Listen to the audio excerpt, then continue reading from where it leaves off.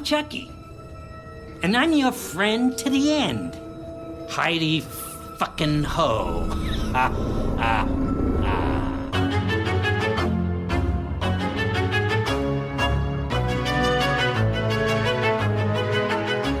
And welcome back to Chucky Queers. It's our weekly coverage of Don Mancini's sci-fi series. And I'm Joe. And I'm Trace, and yes, we are discussing the Season 3 premiere titled Murder at 1600, which, apropos, given that we do spend half of this episode in the White House. Oh my gosh, it is a lot of not our returning characters and a lot of new people in the White House. It very much is. We get like random check-ins with our trio, one at a time, before we kind of all regroup at the end. I feel like I had a similar issue with last season where it was like, it's mostly just kind of like dealing with, well, I was going to say dealing with the fallout of the previous season finale, but this almost feels like a soft reboot of sorts. I was literally about to say, it's a soft reboot. Mm-hmm. In some ways, I can't help but wonder if they do this in order to grab new viewers each season. Like, the show was obviously very successful. This felt like a no-brainer to bring it back for a third season this time. But you can't help but wonder if Don Mancini gets these marching orders like, hey, you need to make it a soft cushion to get people into a new season. I don't even know about that because I mean, like, well, yes, you have that part that can, I guess, if you're a newcomer coming into this nearly 40-year franchise, like fresh, I guess maybe. But at the same time, like, we're still like dealing with shit from last season, even though we still have yet to see Tiffany and Nika. Of course, yes. I mean, I don't know about you, but at this point, I feel like I had learned not to expect to see any of the big names. Like, I knew we would see our kids, but I didn't anticipate seeing anybody. That being said, while this White House story is very much another, okay, kid gets Chucky, kid talks to Chucky, parents don't believe Chucky, I did actually like these characters, specifically the parents, quite a bit. Yes. Okay. So, shocking everyone, we've got Devon Sawa coming back. He had previously said he wasn't going to, so this is obviously a giant fake out from him. He's playing President James Collins, who is running on a platform of utter transparency, which seems like the silliest thing ever. I love that they even said at one point, they were like, yeah, he's an independent. And I was like, oh, Don Mancini is playing in fiction here. I need to know more about what this means, because we have at first I was kind of like, oh, this older son is going to be a piece of shit. But at the same time, when he was saying stuff, I was kind of like, I kind of agree with him, though. Yes. Sorry. And the rest of the family is First Lady Charlotte Collins, who is played by returning guest star Lara Jean Chorostecki, as well as I'm very so exciting. I'm not going to lie, the way that Mancini is bringing the same actors back in different roles is feeling like a better version of a Ryan Murphy American Horror Story. I was thinking the exact same thing, because the difference is we're dealing with the same continuity. So it's not an anthology series, but we're just recasting these people as they die in previous seasons. And you know what? Yeah. I'm here for it. And if we keep doing this with Chorostecki too, like, keep bringing her back. Yeah. And I feel like she actually gets more to do. Like, I was really not in love with her nun character last season. Like, her arc was too fast and it didn't really work for me. Whereas here she's playing a more grounded figure, and I think she's going to have some room to do more interesting things. Well, I will tell you this. I was a little, maybe worried is not the right word, but I was thinking we were going to be doing another kind of Trump thing with the Devon Sawa character, and I'm very happy that that is not the case. Both of these parents are very likable. Yes. Yeah. The parents are very likable. I'm not going to disagree with you, because I do think Grant is the weird one out. So Grant is the older brother played by Jackson Kelly. He's pot smoking and doing TikToks in the White House. And initially I thought he was going to be a shit. And I was kind of happy to see, we're already moving past that by the end of this first episode. Well, the key scene was him bonding with his Secret Service agent. I was pleasantly surprised with that. I was like, okay, cool. Like, we're going to humanize this character a bit before he probably inevitably gets killed by Chucky at some point. 100%. Remember the first season when we thought, we're not going to kill very many people, and we're definitely not going to kill kids. And then 2 seasons later, we're like, how long until we kill these kids? I mean, well, here's the thing, too. I mean, do we think they're going to kill these parents? Unfortunately, unfortunately, I feel like the first lady's probably out, but I'm just like, killing the president seems like a pretty big thing. Yes.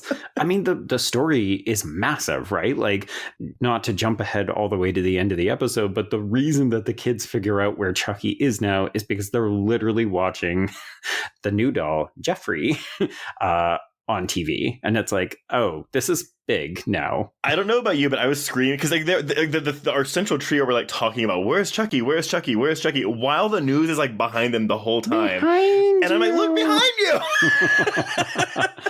Like a classic slasher film. Yes. But yeah, no. And we have, oh God, what's our young child's name? So our young child is named Henry. He's played by Callum Vinson. And this is Andy Barclay 2.0, right? Yeah, but does he have a little bit of a creepy child? Well, I guess, I'm sorry, we're forgetting the other part of the mystery is that they have a dead sibling that was named Joseph, that he has now named the Chucky doll the same name, Joseph. Yes, Joseph, not Jeffrey. Thank you for that. Yes. Yeah, that's kind of a blink and you miss it, or plug your ears and you miss it one-line reference. So I liked that we're probably going to unpack that. It's interesting. I didn't get creepy kid from this, but now that I'm thinking about it, yeah, what's the likelihood that one of these two kids killed their brother? Yeah, that's kind of the thing, because I mean, obviously we haven't had Caroline in this episode yet, but that seems to be kind of, again, what I'm presuming is going to be a master plan of like raising an army of evil children. Oh, God. I kind of hope we're leaving the army of evil children behind, because remember, we're down to one Chucky again, right? Like, we got rid of all those other Chucky dolls. We're not splitting souls, presumably. We'll see. I mean, it's Chucky, so anything is possible. Well, I mean, that's, because like last season, we're very much dealing with religious horror in like the Catholic school setting. But like, so what is this? Is this like political horror? So are we going to be having more commentary this season, you think? Yeah, I don't know. I feel like we don't have enough information from this first episode to make a value judgment on where we could be going. Yeah, I've seen people compare it to the Omen, or I guess specifically the Omen 3 Final Conflict. Right. Okay, which in that case could be about positioning Henry as a child who's going to, get corrupted and become a kind of seed of Satan. Yeah, I did think there was really some really fun camera work, though. Like, I mean, again, like this, you're going to think this is really obvious, but the transition from the older, I'm forgetting all these names already. What is the older kid's name? Teddy? The older kid is Grant. Grant, oh my God. Grant, confessing to a Secret Service agent about smoking pot, and then we have like this transition across rooms as the parents are smoking pot, too.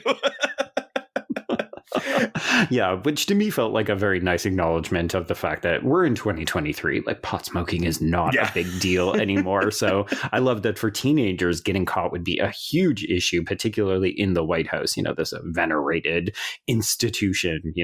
We've got First Lady Charlotte spending most of the episode worrying about making a dramatic impact on the wallpaper. Yeah. And again, when it started, I was like, oh, is she just going to be like one of those types of like shrew women characters? But again, like the episode does some work. And I think for being the third season in and spending most of this episode's runtime with new characters, that says a lot for the work that both Don Mancini and his co-writer Nick Ziegler do on this episode. Yeah. I was mostly happy with it as a premiere. If this was a middle of the season entry, I'd probably find it a little bit too slow. The stuff with Henry and being scared of ghosts, I do think that that's obviously going to pay off, but it feels like we are getting a lot of it in this first episode. See, what's working a little bit less for me, I mean, I'm intrigued, but kind of like, I feel like I know this is where this is going to go, is the nosy journalist lady who, I mean, I just feel like she's going to wind up like in the White House somewhere and Chucky's going to kill her. Yes, that would be Gretchen. I haven't figured out who the actress is who's playing her. Looks a bit like an Anna Chomsky. There we go. Mm-hmm. Yeah, looks a bit like her. I mean, this series obviously shares a lot of DNA with Hannibal, so I'm never surprised when we kind of get lookalike actors and or characters. But you're right, this definitely seems like one of those, she's going to be poking around. She's obviously looking for a juicy pay dirt kind of score, and obviously that will not come to a good end for her. Well, and I hope that the show like subverts my expectations and maybe doesn't do that, because unfortunately again, we're 3 seasons in. I feel like we're kind of getting into a groove. So while we're changing settings every season, the formula is still kind of similar, at least with when it comes to outside characters being brought into the fold. Yeah, like basically every new character that gets introduced, you just think, okay, so how long until we kill them off, right? Because we've got the press secretary, we've got Sam, the secretary or personal assistant to the president, and then we also have Vice President Spence, who is played by another returning Chucky actor in Michael Terriot. He was the doctor from Curse, and he was Lexy's father in season 1. Oh, that makes a lot of sense. Okay, well, so then before we finally get onto our trio, we do have one pretty big death, a big death. It's a gory death for a non-major character, but the Secret Service agent. This is Teddy, right? This is Teddy. Teddy. I thought that this was a smart character to kill off in this premiere because I really liked him and I liked his relationship to Henry. Me too. So I wouldn't have pegged him as the first person to get off. And yeah, Chucky fully takes him out with a headshot. It's pretty gory. I mean, I didn't like pause to see if I could tell like what was CGI versus practical, but like it was so quick that it looked good, and that eyeball sliding down the wall. Grim stuff. Very nicely done. So what about our central trio, huh? Well, let's catch up with Devon and Jake and Lexy. Yeah. So interestingly enough, we're reintroduced rather to all of them via social media, which also feels very okay. People probably think that we are either murderers or juvenile delinquents because of what happened over the last couple of years. So we've got Jake making a plea for dolls. We've got Lexy doing viral TikTok dances in an effort to secure information about Caroline. She called them thirst traps, and I was like, is that what this is? For the preteen set, maybe. I mean, it seems to me like Jake was also like a social media star for his doll shit. And I guess maybe his involvement with the previous season's activities, or I guess all of them are. But I got the impression that he was more of a social media star. And then, we have Devon just doing like his podcast again. Yeah. And of course, really what we're doing with all three of these characters is not just reintroducing our central trio, who will, of course, have a big role to play, but also they're here to deliver a lot of exposition for any newcomers. Because Jake is kind of like, hey, I'm collecting this doll because I have a weird relationship with it. Lexy's like, hey, my sister was kidnapped last Christmas when my mom was killed. And Devon's like, hey, remember Junior from season 1? Oh, yeah. What a blast from the past. But I will say what I like already, though, is that we have all of them together. So we're not splitting them up and we're waiting for them to get together. Although, unfortunately, I do think this is going to be a case, though, again, if we were waiting for the 3 different plots to merge by season's end. Oh, I guess we should probably mention, y'all, this is the first of part 1, because it does seem like the show was impacted by the writer's strike and the SAG strikes. So we will get the remaining 4 episodes next year. Yeah, so basically we are getting an October fix and then we will be done. But it's not clear whether they were able to kind of anticipate and maybe have episode 4 act as a bit of a mid-season finale. Yeah. Or it could just be, this is it is the halfway point of the season. So hypothetically, they might have had something to push them into the back half. Well, and episode 4 last year was the big murder mystery party at Jennifer Tilly's place. So like it could be like a special episode like that too. There we go. Yeah. Anyway, but they're all under the care of Mrs. Fairchild, their biology teacher from season 1, because that's a thing that happens with foster kids. Sure. Yeah. I mean, it's good to see Annie Briggs again, but it's a bit of a thankless role where she is, I gathered, now looking after both Jake and Lexy and Devon? I think she's looking after all of them, which means that Jake and Devon can just fuck whenever they want, because that's something that is introduced in this episode. Well, kind of. We're not quite there yet. We're working up to it. We're starting to get hot and heavy, but we keep getting interrupted. It's very classic YA structure. We just want to fuck, but we keep getting interrupted. Yeah. I will say, though, like, I appreciate when we talked to Don Mancini last year in our interview, like, he said that that's something he wanted to directly address in this 3rd season was like their sex life. And I'm happy to see it here. A part of me still feels really weird because these are both, at least in Arthur's case, is a 17-year-old actor. Yeah. And I think they're playing 16-year-old characters. So they're even younger than the actors portraying them. I do want to have a conversation about Zachary Arthur because Olivia Allen Lind as well as Björgvin Arnarsson, they both look relatively similar. But then we've got Zachary Arthur looking like he has been hitting the fucking gym. And I couldn't help but wonder, did you think that this was a bit of commentary on like out gay teenagers where it's like you've got to adhere to a certain type of body image look? I don't know, because that would then imply that he was asked to do that by someone involved with the production. He may have volunteered. He may have said like, hey, you know, if I'm going to be taking my shirt off for a sex scene, I'm going to start pumping iron. Yeah, maybe so. I will just say it was jarring for me at first because he's in that tank top for that entire almost sex scene. And I was like, oh, 17 years old. Yeah. Like, he is fully a teenager. We are admitting that. We are grown adults. We are not thirsting after this. It's just the change is visually dramatic. Yeah. I mean, I think it's too early to say whether or not it's a commentary. I mean, as this subplot kind of keeps going on, maybe we'll find out. Mm-hmm. But again, this is very much just a taste because we're spending so much time with the other side of the story. Yes. So things come together at the end of the episode when, yes, the three of them are there. They're trying to plot how are we going to get Chucky? And then he calls them to, deliver some trademark Chucky quips such as, did you bitches miss me? They all get emails first. And I love it. Like Jake and Lexus are all like intricate, like emails. And then Devon's is just fuck you, Devon. Once again, we should note that Arnarsson delivers the comedy very, very well. He's such an understated performer. Yeah. I mean, it's very nice to get to see him actually doing some of that again. Yeah, I think he got the short stick last season because he was very much stuck, like just like being like, oh, Jake. And I kind of hope he gets a little bit more independence and agency this season.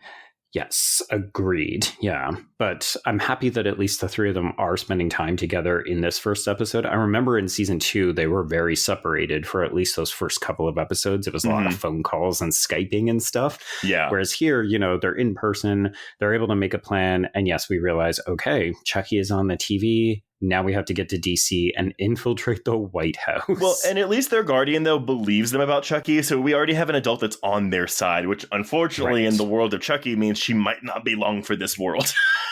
Yeah, we'll see. I'm curious to see how, is the next episode going to be them driving to DC, or are we going to be able to jump ahead and just immediately get into the action? Have you watched the trailer for the season yet? I've not. I've tried to remain spoiler free. Yeah, they're definitely going to get to the White House at some point, and I'm just kind of like, how do you do that? I mean, it's Chucky. We suspend our disbelief. Oh, yeah. They'll just walk in the front door. It's fine. Yeah. But yeah, no, I think this is a promising start to the season. Again, it's really hard just to go off of a premiere alone, especially one that's not solely devoted to the characters we already know and love. Yes. But I think it's off to a solid start. Yeah, again, this feels like a good reintroduction to characters we already know, setting up a couple of new ones, hopefully that we'll get to spend a bit more, like maybe half a season with before we start to kill them. Yeah. And once again, everybody who's looking for Jennifer Tilly, it's like, all right, just hold your breath. She'll get here at some point. It might be next week. Who knows? Who knows? We will find out. Yeah. But until we find out, y'all, I guess until our next episode, we can cross out Murder at 1600. Indeed. And cross out Chucky queers.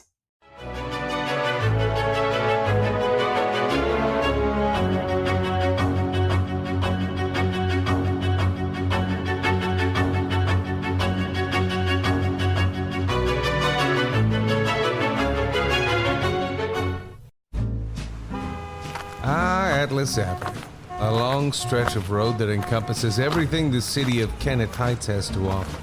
Neon lights, traffic, crime, the hustle and bustle of everyday life, and the craziest of characters. My office was above it all. My name is James Locke, and I'm a PI. Hello, Mr. J. How the hell you doing today? Good, Edith. Nearly every year I have a new case. New people to meet, new clues to discover, and new problems to solve. But I do it the old-fashioned way. No technology. Nothing post-1950. Hell, I don't even listen to podcasts, but you should. Atlas Avenue Beat is a spoof of the film noir genre with goofy characters, tons of wordplay, and non-stop raunchy humor. There's also 3 whole seasons out right now with more on the way. Just search for Atlas Avenue Beat wherever you listen to podcasts or visit us online at bloody.fm.